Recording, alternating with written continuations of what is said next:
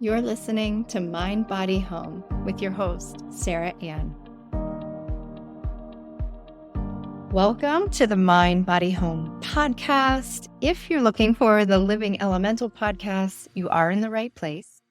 I changed up the name for 2024, and Mind, Body, Home just feels way more aligned with what I want to share in the coming year. So if you're new here, I'm your host, Sara Ann. And if you've been following along, thank you for your support. Thank you for being here. By you showing up, you give me a sense of purpose and you help me show up as well, because I think this podcast is really for the both of us. I think there's so much we can share through the power of our voice and our words. And so I hope that what I have to share inspires you, resonates with you, maybe even challenges you a bit, right? By sharing and hearing myself speak about these topics helps me reinforce them for my own life. So it really helps me to show up for me. I've actually always been an auditory learner. It's interesting, actually. I remember the younger me as a student, if I had homework or a test to study for, or I didn't even really need to be studying. I just loved teaching and playing school. I would sort of pace around in my room pretending to teach the class. When I was really young, I would set up my stuffed animals and pretend to teach them. I mean, I did this for years. Even now as an adult, I still talk to myself out loud every single day. I have multiple conversations with myself. If, I'm curious now that I'm admitting that, if that's normal. I'm curious if anybody else does that. Let me know if you do. And it really didn't hit me until much later in my life that I actually learned best this way. So it's really no surprise that I'm now a podcast host and I enjoy sharing knowledge and wisdom, not only because I love to, but because it helps me learn and deepen my own practice and commitment to this lifelong work of self-discovery. I mean, that's why we're here. That's what this podcast is really about. How can we be bettering ourselves? How can we bring a more conscious awareness to our environments, our mental, our physical, our emotional, behavioral well-being? The mind-body home connection is all of those things. It's mind, body, spirit, space. I'll still plan on talking about the elements. As I mentioned, the title of this podcast was the Living Elemental podcast previously. So I will still talk about the elements because they're found in everything. But of course, topics on decorating, feng shui, but also areas of life that we're being called to improve upon. That's why we're here. We wouldn't be having a human experience if we felt we were fully enlightened and found ourselves so deeply rooted in love as our only emotion. That's not the case, not for us humans. We have a wide range of emotions and experiences that typically are perceived as positive and negative. And how does that show up in our life? Through the thoughts we think, the beliefs we have, the physical pain that we experience, the cluttered environments we can't seem to escape. So talking about the mind-body home connection allows me to sort of touch on all of those aspects of human life. And for listeners, it's easy to understand. Mind-body home explains itself rather than overcomplicating what it means to be quote unquote living elemental. I found that I was having to over-explain what that really meant. When I'm having to over-explain something, I'm overcomplicating it as well. Over-explaining is overcomplicating. So in order to simplify and make it tangible for the everyday person, Mind, Body, Home just made more sense. I've done a lot of self-discovery over the last 10 years, 10 plus years, really. And I've been yearning for a way to be able to interweave my love for decorating, feng shui, spirituality, and self-development. And I have found that through podcasting. And I've also been able to align these principles with other aspects of both my business and my life values. My mantra for the podcast has always been to focus on serving and not selling. And I really try to keep that at top of mind because as you make efforts to grow your podcast or anything online, which is always the goal is always to expand and grow, right? You can easily get wrapped up in some of the same business and marketing tactics, like posting every day on social and across all the platforms. What is your offer? What's your sales pitch? What are your numbers? How many followers do you have, right? And that's all great and necessary to an extent. However, I'm choosing, the key word here is choosing, to approach this year with a bit more ease and trust. I have to trust that I'm being guided to share this information. And it's simply my job to show up and share.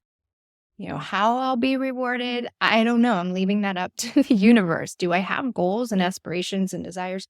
Sure. Again, I'm human, but I'm not attaching to them. I have to maintain a belief that what is meant for me will be mine. And so trusting and believing and showing up with joy and gratitude is really all that's required of me. And it's interesting, my mentor for many years now, Susie Moore, she talks a lot about ease. It's kind of her tagline. In fact, it's the title of her podcast, Let It Be Easy with Susie Moore. And I can't help but think, what if we could just let it be easy? No matter what it is. For me, it's not even the word easy. It's more about the word let. We get to choose how we experience life. We can stress over small things. We can worry ourselves sick. We can distract ourselves with limiting thoughts and beliefs or poor choices and habits. Or we can let things be easy. If the word easy, if what I'm saying is resonating with you, I do really recommend Susie's podcast along with her group coaching program, Self Coaching Society. I'm actually a part of it. I've been a part of Susie's world now for probably 6 years. She is the sweetest. She's such a delight, and her energy is so uplifting. And she really has a genuine approach to how she shares life wisdom with her audience. So if you're interested in learning more about Susie's work, again, I've been a longtime follower. I will put a link to her website and some of her offerings in the show notes for you. And it's interesting that the word ease sort of kept coming up for me at the beginning of this year. I was on a group meditation call just last week, led by my dear friend Rain. She runs group meditation online for personal growth through her program, Stillwater Meditation. And I've had Rain on the podcast. I've been on hers. She has a podcast called Every Moment is Sacred. And during our recent meditation call, she read to us a poem titled For a New Beginning by John O'Donohue. And it's a beautiful poem. There was one line in particular that read, quote, "Learn to find ease in risk," unquote. And when she was done reading the entire poem, a couple of us sort of jumped in with like, whoa, that line, finding ease and risk. And so I can't help but ask you or include that topic into today's episode at the start of this new year. What is it that you're desiring? What do you know that's intuitively speaking to you? Because we all know on some level, a lot of us make excuses. We let fear set in. We self-sabotage. We respond to ourselves and others with the word but. I want X, but fill in the blank, right? It's not the right time. It's not the right place. It's not the right energy. It's not the right relationship. It's, there will always be something that we can find to hold us back. But can you learn to find ease in risk? What risks have you not been taking because you're not letting it be easy? The poem's beautiful. I'll put a link to the poem in the show notes along with a link to Rain's Stillwater Meditation. She's a beautiful person, and I recommend anyone to her who wants to maybe deepen their meditation practice for this year. If that's something on your 2024 list, check out Rain's offerings as well. And so where am I going with all of this for today? Well, for me, without pushing myself to set strict goals, intentions and words of the year, and I'm choosing to add more ease into my life, my business, my parenting, my immediate relationships, my closest family and friends, my house hunting. For those of you that don't know, we're looking for a home. We're just in a rental right now since we just recently relocated to Austin, Texas. The way I approach decorating and feng shui, my time, how can I find more ease with my time? My meditation practice, my self-care, where in these areas have I been making it more difficult, and where can I find more ease? So I hope you'll join me on this journey of ease for 2024. And I have a small intention practice. And I just mentioned, I don't push myself to set strict goals and intentions. It's not like I'm going to hit the gym 5 days a week. I'm not drinking alcohol ever. I'm only eating fruits, vegetables, and hot tea for the next month. I'm talking about that strict stuff. That doesn't feel easy. That feels restrictive. So I'm not talking about setting intentions in that way, but I do want to set 3 intentions. And I hope you'll join me in setting these. It's sort of in honor of the new title of the show, Mind, Body, Home. I want to set 3 intentions, one for each. One intention for mind, one intention for body, and one intention for home. And you can have multiple for each, but I want you to at least set one intention for each one of those. I'm going to read to you what I've set for my intentions. And I want to touch on these 3 throughout the year, sort of as the seasons change and we move into different elemental cycles. I want to see how these are coming up for you in the new year now. And I also want to see how they come up for you throughout the year and towards the end of the year. And I also want to note that if you haven't sort of hit the ground running at January 1, to not feel bad about that. I've never aligned with January 1st, the solar new year. It really wasn't until I learned more Chinese culture and philosophy, in particular feng shui. The Chinese New Year is at the beginning of February. And so that feels a lot more aligned to me. So with all that said, if you have a pen and a paper, if you don't have it now, if maybe you're driving to work or to school or wherever, or you're sitting in the car listening, if you don't have pen and paper, be sure to save this episode and come back to it, because I think this could be a really fun experiment, because I want to bring attention back to it throughout the year.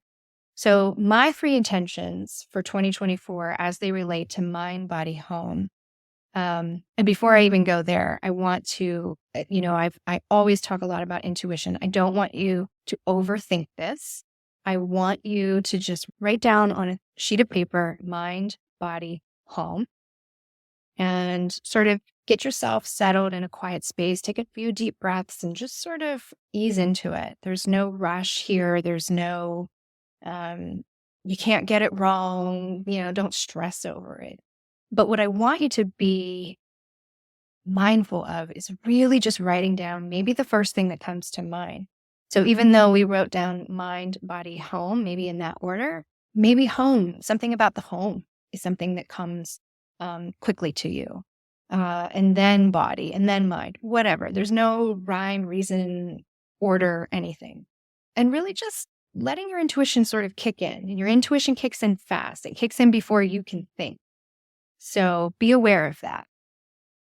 You might get if it's the home, you might get an image of your bathroom, whatever. Write down bathroom and see what you got. And you might not be able to formulate a full intention in this moment, but you might be feeling called back to it in some way. So pay attention to how things show up. So I will read to you my mind, body, home intentions for 2024. And the first thing that came to me was home. Not surprised. But for me, as my life relates to my home, is staying patient with our home search, and really being intentional about the space we move into. As I just mentioned, we're renting. We are currently looking for our permanent home here in Austin. I've gained a lot of knowledge over the course of the last few years, in particular, feng shui and energy and how that affects our spaces. And so I really want to take what I've learned and apply it. So that is my home intention, staying patient with our search and being very intentional about the space we move into. So being intentional to me means getting clarity, really writing down, this is what I want in my home. Look, I'm 40 years old. My kids are upper elementary. My son's going into middle school. This is the home I want to be in for at least the next 10 years. How is my home for the next 10 years, knowing what we have on deck? I'm still building my business. My husband is expanding in his career.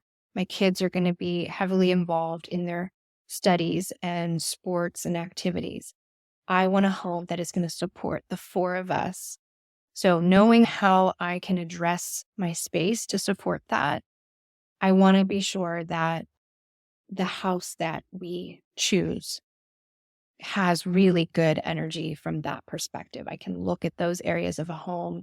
I can look at the address. I can look at a lot of different things, but being intentional, having some clarity about what it is we want, and being really aware of the things that we don't want, things that I know may block good flow or energy to those areas of life, right? So being patient and being very intentional with our home search, because I feel this is the home we're going to be in for the next 10, 20 years, which is even more interesting because we're moving into a 20-year cycle. As we move into this year, it's a 9-year, it's wood, dragon energy, a lot of fiery energy in the beginning. So this energy is here to stay for the next 20 years. And that's getting a little bit deep into some of the Chinese philosophy and culture around those sorts of things, which I'm not going to get into today. But yeah, there's a lot that I sort of know that's coming. And so I'm taking a lot of that into consideration. Number two, the second thing that came up for my mind, body, home intention was body. I want to take better care of my body. I really want to work on healing a few areas. I've sort of dabbled in all sorts of different modalities and energy work and physical work, but I've never really stuck to one thing. And so I really want to take this year, find a modality, and really give it a go. So in particular, I have some pain in my lower back, right along my spine. I have some hip and gluteal pain. I have a lot of awareness around what emotions are sort of driving that, because your emotions are what drive physical pain. I've sort of been staying in victim mode, and I've sort of been lazy about really addressing it and sticking to practice to really transcend it. So that is my body intention, is to take better care, stick to something, one thing, and really drive it home and heal. And so then the third intention for mind on my list was, it's interesting. I didn't really write an intention. I actually just wrote what came. And what came was everything I just wrote for body and home won't be possible unless I gain control of my mind. Everything starts here. And just the way that's worded, and just by the words on the page, that was written directly from my inner guide. Everything starts here. Everything starts in the mind. As I just previously mentioned, I've been working on self-improvement and the laws of the universe. I've studied a lot of metaphysical philosophies over the course of 10 plus years, but I don't feel, kind of the same with body. I don't feel that I've ever really taken anything serious enough to get me to the next level. Mentally speaking, I want to be committed to being fully aware. I want to write and repeat positive affirmations to not change the thoughts, because before thoughts are beliefs. Really dig deep into my belief systems. What do I believe to be true? because whatever it is I believe to be true are going to generate thoughts to prove it right. So really digging deep into my belief systems and rewiring the brain in a sense, repeating positive affirmations to train the brain to think a different way, being mindful or aware of when my emotions are getting the best of me. I've always been very reactive emotionally, but the more I learn about the mind-body connection and that somatic response, emotions is the driver of all of it. And so really gaining some control over those is part of that mind healing. Noticing when I'm not aware or conscious, and maybe I'm getting defensive when my husband calls me out on my BS, right? Not getting irritated when he calls me out, having a gratitude practice. All of these things are things that I've learned or dabbled in over the course of the last decade, but I've never deeply committed myself to doing the work. It's kind of aligned there with body, not deeply committing. So I guess if I could sum up my intentions, mind and body is deep commitment to my practice, taking what I've learned and really applying it and applying myself and being the example for my family and my children. So those are my 3 intentions. Again, this practice is for you just as much as it is for me. Even though I am on this side of the microphone and I'm hosting a podcast, I don't ever want my ego to get in the way and act as if I know more, I know better, because I'm really using this platform to sort of learn and expand and grow right alongside you. So I'll be doing these exercises, I'll be doing these practices right along with you. So I'm looking forward to hearing. I would love for you, if you do this practice, to send me an email. Tell me what your intentions are. I would love to hold those in meditation for you and send you healing and blessing. There's great energy when we can do things collectively. And so please reach out to me. I would love to hear from you. Okay, so I hope you'll join me on this journey for 2024. I'm so excited about Mind Body Home and what's to come.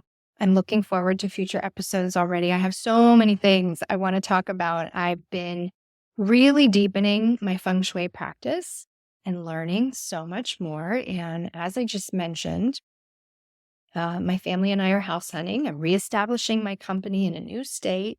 And so as time allows, one of my side projects is also creating small courses or tiny courses. I'm thinking for homeowners and also for decorators. If any decorators are out there listening, I might have some things coming on board for you later in the year.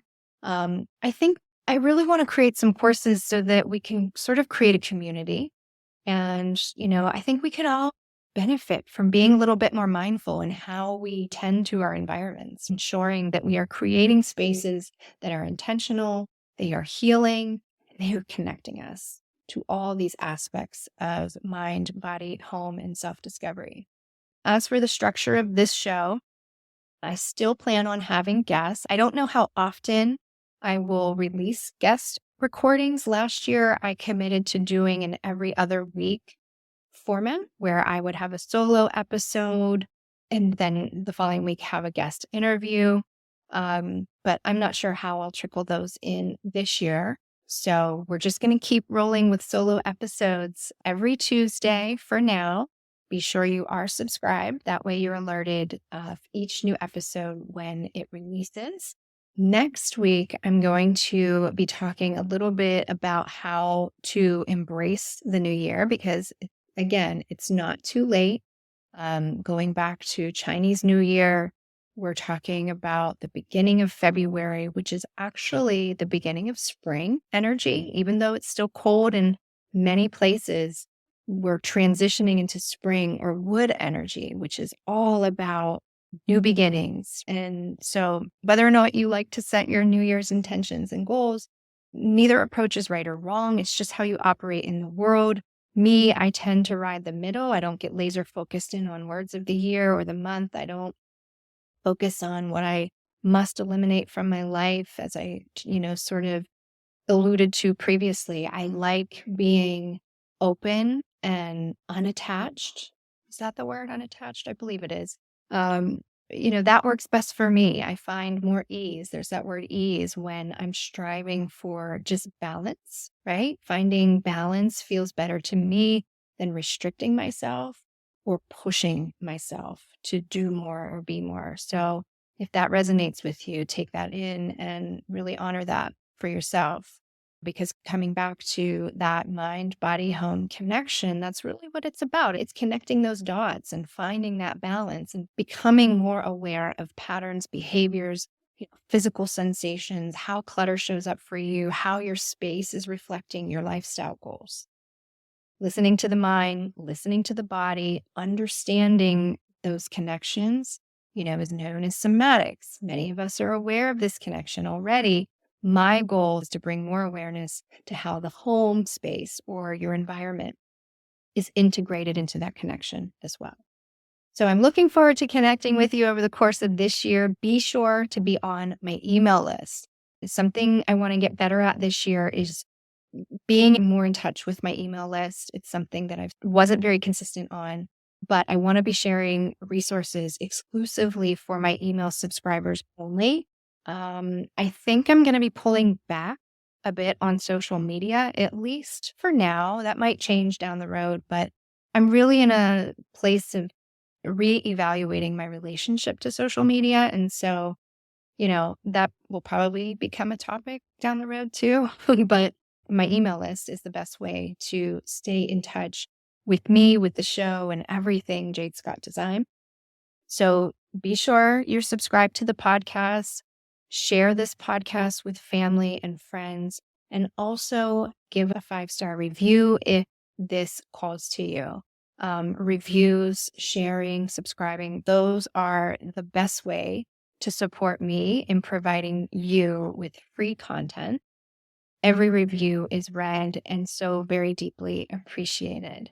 You can also go to my website, jadescottdesign.com, where you can learn more about my service offerings and decor items in the shop at Shop Elemental. So go ahead and check that out. Thank you to all of you. Happy Solar New Year. Looking forward to Lunar New Year and talking more about that and how to set up your living space to welcome in the new year next week. Until then, I'm sending you so much love.